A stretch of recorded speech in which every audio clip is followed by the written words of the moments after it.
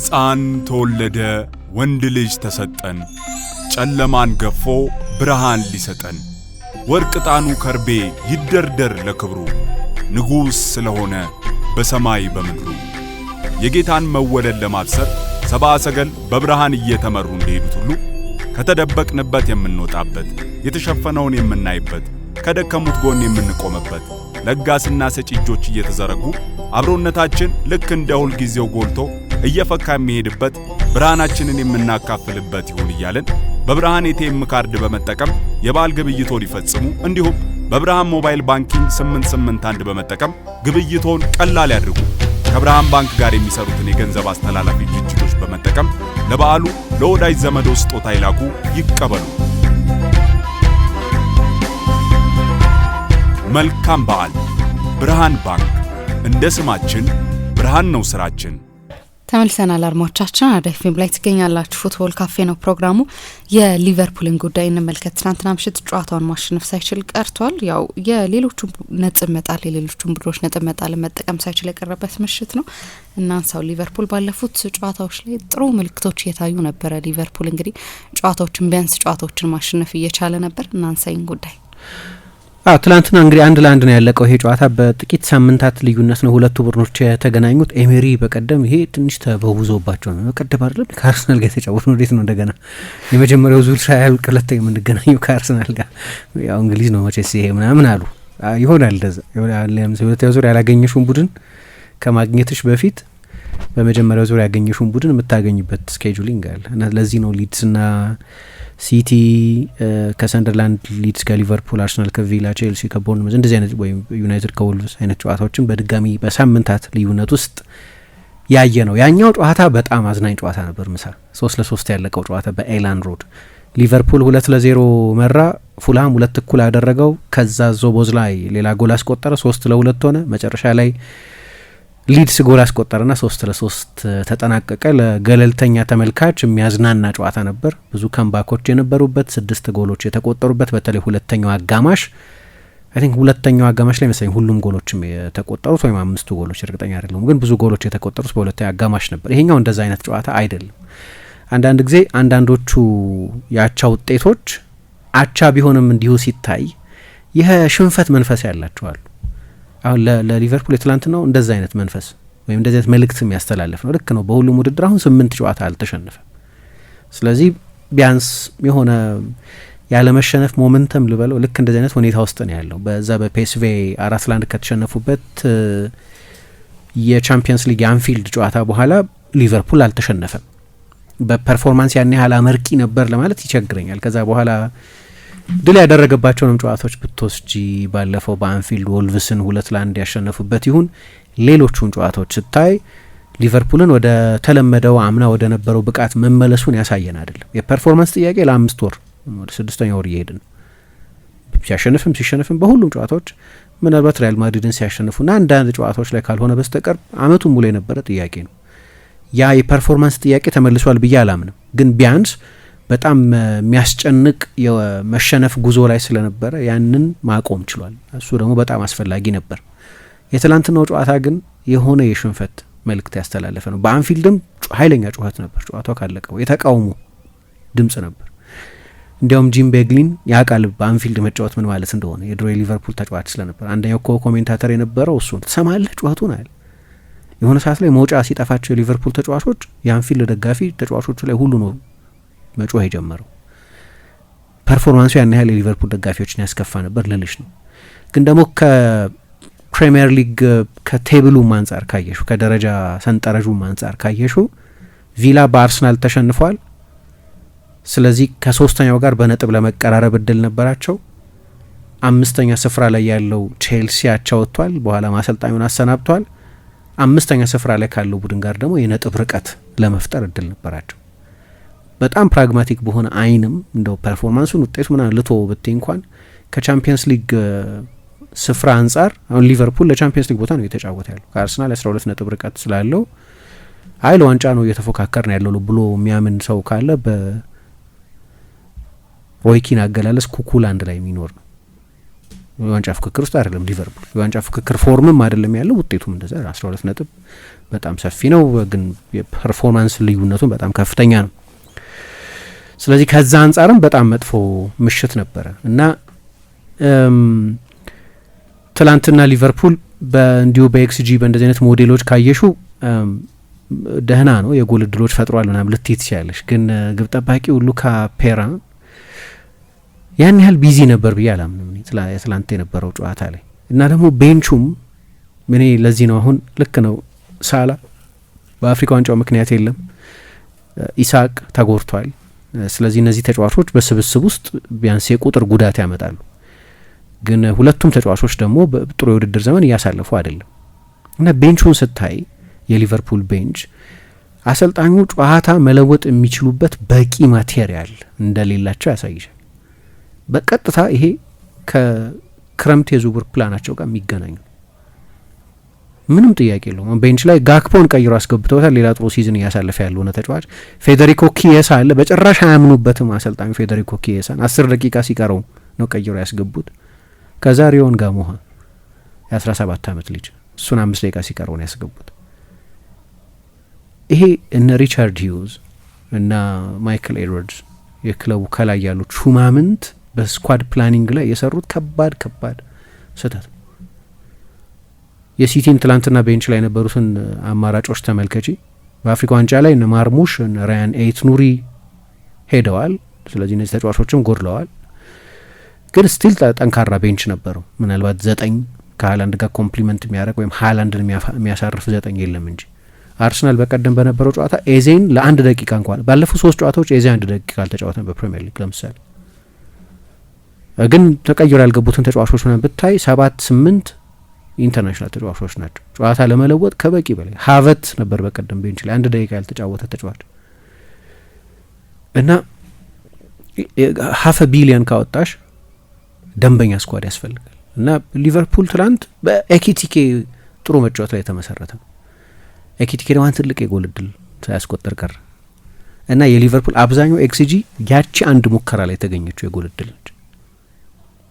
ሁለተኛ አጋማሽ አንፊልድ ላይ ለ9 ዓመት ውስጥ ለአንድ ዴኬድ የሄቪ ሜታል እግር ኳስን የለመደው አንፊልድ እንደው ሊቨርፑል አያሸንፍ፣ ሌላ ጉዳይ ነው ማሸነፍ። አንድ ኦን ታርጌት ነው በሁለቱ አጋማሽ ያየ ነው። ሊያውም ፔሪንን ያላስጨነቀ ከርቀት በዞቦዝ ላይ የተደረገ ሙከራ ነው። በቃ ሌላ አልነበር። በጣም አስገራሚ ነው። በዚህ መጠን ሊቨርፑል እንደዚህ በጣም ተቀዛቅዞ ማየት ሰሞኑን ነበር፣ ግን ማሸነፍ ይሸፍናቸዋል። ሲዝኑ ሲጀመር መጥፎ ነበር፣ ግን ማሸነፍ ሸፍኗቸዋል። መሸነፍ የበለጠ ችግሩን አጉልቶ አሳየ እና አሁን አሰልጣኙ ባላንስ ፍለጋ ላይ ነው ያሉት። አሁን በቅርብ የሆነው ነገር ሊቨርፑል ሶሊድ እየሆነ ነው፣ በቀላሉ ጎል አይቆጠርበትም። ግን ደግሞ ያንን ከኋላ ያለውን ለማጥበቅ በሚያደርጓቸው አንዳንድ ጥረቶች ከፊት ደግሞ ያ ፋየር ፓወር የለም፣ በቂ የማጥቃት አደገኝነት የለው። ያቺን ባላንስ አሰልጣኙ ማግኘት አልቻሉ። ከኋላ ጥብቅ በመሆንና በቂ የጎል እድሎች በመፍጠር መሀል እና ከዛ ደግሞ እንዲህ አይነት ቡድን ይገጥማቸዋል። እንደ ትላንትናው አይነት ሊድስ በሎ ብሎክ የሚጫወት አንዳንድ ጊዜ የመጨረሻውን መስመር በ6 ተጫዋቾች የሚያጠር አንዳንድ ጊዜ በ5 አንዳንድ ጊዜ በ4 ግን ኃይለኛ ትጋት ያለው ኃይለኛ ከኳስ ውጪ ሰራተኝነት ያለው በጣም ከፍተኛ የሆነ የመከላከል ዲስፕሊን ያለው እና በጥሩ ፎርም ላይ ያለ ያለፉትን 6 ጨዋታዎች ያልተሸነፈ አንዳንዶቹ ነጥቦችም 2 ነጥቦች ከሊቨርፑል በተገኙ 2 አቻዎች የተገኙ ናቸው። ከሲቲ 1 ነጥብ ሊወስድ የ90ኛው ደቂቃ ድረስ ደርሶ በፎደን ጎል ምክንያት ነው ያንንም ጨዋታ የተሸነፈው። ግን በጣም ያስደንቅ የጓርዲዮላን ቡድን ያናወጠ ሰከንድ ሀፍ ከ2-0 መመራት 2 እኩል የነበረ ቼልሲን በቅርብ ጊዜ ያሸነፈ ቡድን ነው። ግን ደግሞ በባህሪው የሊቨርፑል ደጋፊዎችን ስቴዲየም ውስጥ ደቂቃው እየሄደ የገፋ በመጣ ቁጥር ያስቆጣቸው የነበረው ነገር ከዚህ በፊትም ያዩት ነገር ስለነበር ይመስለኛል። ከኖቲንጋም ፎረስት ጋር፣ ከሰንደርላንድ ጋር፣ ከወልቭስ ጋር በቀደም እና ትላንትና ከሊድስ ጋር ከእንደዚህ አይነት የሎ ብሎክ ቡድኖች ጋር በቂ ክሬቲቪቲ የለውም። በእንደዚህ አይነት ጨዋታ ነው በድጋሚ ፍሎሪያን ቨርትዝ የቡድኑ ዋናው ፈጣሪ እንዲሆን የታሰበው ተጫዋች እንደገና ሌላ በጣም ቀዝቃዛ ምሽት ያሳለፈውና ደግሞ ተቀይሮ የወጣው ቡድኑ ጎል በሚያሳድድበት ጊዜ ጎል ለማስቆጠር በሚጫወትበት ጊዜ 25 ደቂቃ እየቀረውን ፍሎሪያን ቨርትዝ የወጣው ይሄ የምትፈልጊውን ይነግርሻል። የቡድኑ ዋናው ክሬቲቭ ተጫዋች ተቀይሮ ወጥቷል 25 ደቂቃ ሲቀሩ። በሎ ብሎክ ቡድኖች ላይ ጎል ለማስቆጠር አሁን ትልልቆቹ አሰልጣኞች አርቴታም፣ ጓርዲዮላም፣ ቼልሲም እንደ ቡድን ግን ሌሎችም ትልልቅ የእንግሊዝና የአውሮፓ ቡድኖች በቆመ ኳስ ላይ በጣም የሚያተኩሩበት አንደኛው ምክንያት አሰልጣኝ ከጨዋታ በኋላ ተናግረዋል። በ6 ተጫዋች የሚከላከል ቡድን ላይ በክፍት ጨዋታ ጎል ካላስቆጠርሽ ሌላ መሳሪያ ያስፈልጋል። በቆመ ኳስ ጎል ማስቆጠር ትላንትናም ሳነሳው ነበር። በቆመ ኳስ ሊቨርፑል በዚህ ውድድር ዘመን 3 ጎል ብቻ ነው በሲዝኑ በሙሉ ያስቆጠሩ። አነስተኛ ጎል ካስቆጠሩት የፕሪሚየር ሊግ ቡድኖች መካከል አንደኛው ነው በተለይ በዚህኛው ዘመን። ያንንም የማድረግ በቂ መሳሪያ አልነበረውም። ትላንትም በሌሎችም የሲዝኑ ጨዋታዎች ላይ አሰልጣኙም ተናግረዋል። እንደ ይኸውልሽ አሁን በጠቀስኳቸው ጨዋታዎች እነዚህን ጨዋታ ኖቲንግሃም ፎረስት፣ ሰንደርላንድ፣ ወልቭስ እና ሊድስ በእነዚህ ጨዋታዎች ላይ ሊቨርፑል በድምር ኦፕታ ቢግ ቻንስስ የሚላቸው 4 የጎል እድል ብቻ ነው በእነዚህ 4 የሎ ብሎክ ቡድኖች ላይ የፈጠረው። ፓተርን ነው ይሄ እና ትላንትና ኤኪቲኬ እንደ ሰሞኑ ጥሩ አልነበረም፣ ግን መብት ያለው ይመስለኛል አንዳንድ ጊዜ ጥሩ ያለ መሆን። እያንዳንዱ ጨዋታ ላይ ጎል እያስቆጠረ ቡድኑን ተሸክሞ መውጣት አይችልም። 22 ዓመት ልጅ ነው። ትልቅ የሊግ ለውጥን ያደረገው የሊቨርፑል ኤክስፔክቴሽን ከፍራንክፉርት ኤክስፔክቴሽን በጣም የተለየ ነው። ግን ያንን ሁሉ በሚያስደንቅ ሁኔታ አዳፕት አድርጎታል እና ትልቁ ፈራሚያቸው እስካሁን እሱ ነው። ከሱ በስተቀር በቃ የሆነ አደጋ ከተፈጠረ በጀረሚ ፍሪምፖንግ በኩል የሆነ አደጋ ይፈጠራል ብለሽ መተጠበቂው። ትላንትና የቀኝ ክንፍ ተጫዋች አድርገው ነው ያጫወቱት። ቴክኒካሊ በቀኝ በኩል የነበሩት 2 ተጫዋቾች ሊቨርፑል በዚህ ውድድር ዘመን በቀኝ መስመር ተከላካይነት ሊጠቀምባቸው የነበሩትን ተጫዋቾች ነው የተጠቀሙ እና ኮነር ብራድሊ ና ፍሪምፖንግ ማለት ነው። ፍሪምፖንግ በጣም ፈጣን ነው፣ ቀጥተኛ ነው፣ ብዙ ድሪብል የለውም፣ ይሄ ትሪኮች ምናምን የሉትም። በጣም ግን ዳይሬክት ነው እና የድሮቹን የክንፍ ተጫዋቾች ይመስላል። ቀጥተኛ ነው። ከዛ በቀኝ እግሩም በግራ እግሩም ክሮስ ማድረግ ይችላል። እሱ ኳስ ሲይዝ ነው በቃ ኦኬ የሆነ ነገር ሊፈጠር ይችላል እያልሽ የምትጠብቂው እንጂ ከዛ በስተቀር የሊቨርፑል የጎል እድል የመፍጠሪያ አማራጭም በጣም ቀዝቃዛ ነው የነበረው እና ይሄው አይነት ፓተርን ከሎ ብሎክ ቡድኖች ጋር ያለው ፓተርን ለመጀመሪያ ጊዜ ታየ አይደለም። በብዙ ጨዋታዎች ላይ ያየ ነው። ተመሳሳይ ፊልም ነው። ምን እንደሚያደርጉ አላቅም። በጃንዋሪ የኢሳቅ ጉዳት የረጅም ጊዜ ጉዳት ነው። ሳላህ ወደ ፎርም ይመለስ እንደሆነ አናውቅም። የጋክፖ ፎርም በሲዝኑ ጥሩ አይደለም። በኪየሳ ላይ እንዲህ አይነት ጉዳትም የፎርምም ችግር ባለበት ጊዜ አሰልጣኙ ከመነሻው ጀምሮ የሆነ ጠንካራ ምክንያት አላቸው ብዬ ማመን እመርጣለሁ። ስለማይወዱት ነው ስለማይመቻቸው ብቻ ማለት አልፈልግም። ጠንካራ ምክንያት አላቸው። ምናልባት የ90 ደቂቃ የፊትነስ ሌቭል የለውም በሀይ ኢንቴንሲቲ እግር ኳስ ብለው ያምናሉ ማለት ነው። አይገባኝም። 10 ደቂቃ ነው ትላንትና በሁለት አጋማሽ አንድ ኦን ታርጌት የሞከረ ቡድን ሲጫወት 10 ደቂቃ ብቻ ነው የሞከረው። 10 ደቂቃ ብቻ ነው የተጫወተው። ስለዚህ አያምኑበትም፣ ግልጽ ነው እና ሳይታሰብ ሊቨርፑል እንደገና ኢንቨስት የማድረግ ፕሬሸር ውስጥ ገብቷል። የግድ ነው። ካልሆነ በዚህ ምክንያት እንግዲህ ሊቨርፑል በቻምፒየንስ ሊግ ና በኤፍኤ ካፕ ላይ በኖካውት ውድድሮች ላይ ና በፕሪሚየር ሊግ ቶፕ 4 የማሳካት አጀንዳ ነው የሚኖረው። አታይም ያንን አይነት አስተማማኝነት 4ኛ ስፍራ ላይ ተቀምጦም ቢሆን እና የሰሞኑም ብቃት የባለፈው የወልቭስ የሁለቱ አጋማሽ ብቃት ና ሌሎቹንም ጨዋታዎች ማንሳት ይችላል። በጣም ልብ የሚሞላ ፐርፎርማንስ የነበረ አይመስለኝም። ውጤት ነው ኦኬ፣ ግን እንደ ፐርፎርማንስ ግን የሰሞኑን የነበረው ፐርፎርማንስ በጣም የተቀዛቀዘ ፐርፎርማንስ ነበር እና ትላንትና እንግዲህ 0-0 ተጠናቋል ጨዋታው።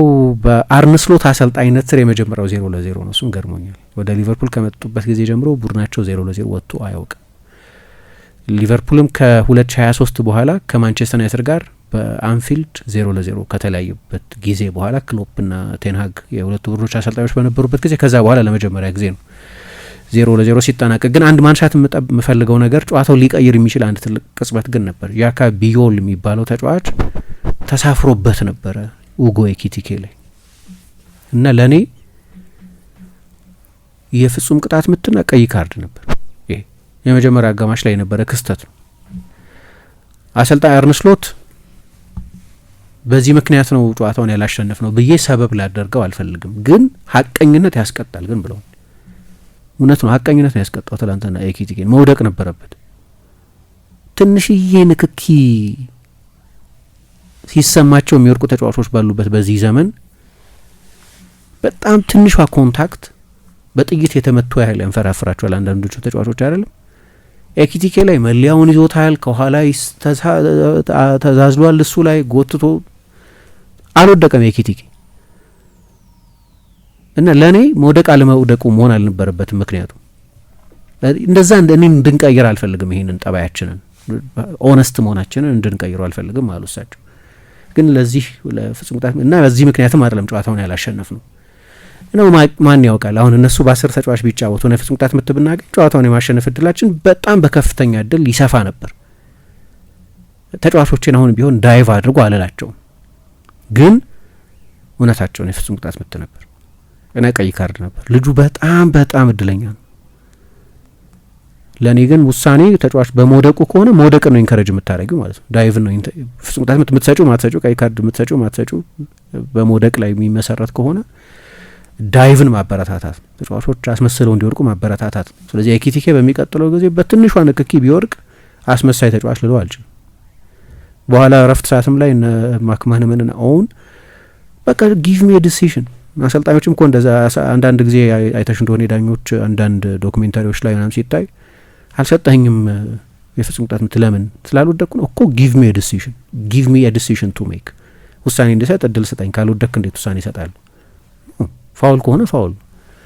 እንዲህ አይነት አስተያየት አላቸው ዳኞችም እና በጣም ወሳኝ ነጥብ ነበር እሱ በጨዋታው ላይ። የሊቨርፑል ፐርፎርማንስ በእኔ አስተያየት በጣም ቀዝቃዛ፣ በጣም ደካማ፣ በአንፊልድ የነበሩ ደጋፊዎችን ያስቆጣ፣ ያነጫነጨ፣ ያስጮኸ ምናምን ቢሆንም ጨዋታውን ግን ሊቀይር ይችል የነበረ ነው እና እንደ ኤክስጂ ካየሽ ወደ 2 ጎል ማስቆጠር ነበረባቸው፣ ግን አብዛኛው በጣም በጥቂት ሙከራዎች የተገኘ በተለይ ኤኪቲኬ ኃይል ነበረው፣ ግን ባዶ ጎል በውድድር ዘመኑ ከዚህ የባሰ የተሳተ ኳስ ብዙም እና አይመስለኝም። ግን ከዛ በስተቀር ያን ያህል ብዙ የጎል እድሎች አልፈጠረም። አሰልጣኙም በፖሴሽን አንደኛ ነን መሰለኝ፣ ግን ትርጉም የለውም ምክንያቱም በዚህ ሁሉ ፖሴሽን በቂ የጎል እድል አንፈጥርም ብለው አሰልጣኙም ይሄንኑ አምነዋል እና የሽንፈት መልእክት የሚያስተላልፋቸው ነው።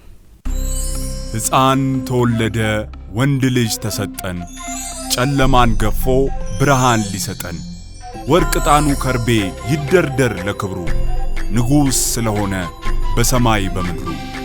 የጌታን መወለድ ለማብሰር ሰብአ ሰገል በብርሃን እየተመሩ እንደሄዱት ሁሉ ከተደበቅንበት የምንወጣበት፣ የተሸፈነውን የምናይበት፣ ከደከሙት ጎን የምንቆምበት፣ ለጋስና ሰጪ እጆች እየተዘረጉ አብሮነታችን ልክ እንደ ሁል ጊዜው ጎልቶ እየፈካ የሚሄድበት፣ ብርሃናችንን የምናካፍልበት ይሁን እያልን በብርሃን ኤቲኤም ካርድ በመጠቀም የበዓል ግብይቶን ይፈጽሙ። እንዲሁም በብርሃን ሞባይል ባንኪንግ 881 በመጠቀም ግብይቶን ቀላል ያድርጉ።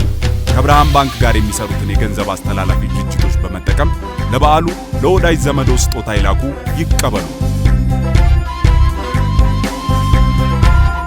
መልካም በዓል። ብርሃን ባንክ። እንደ ስማችን ብርሃን ነው ስራችን።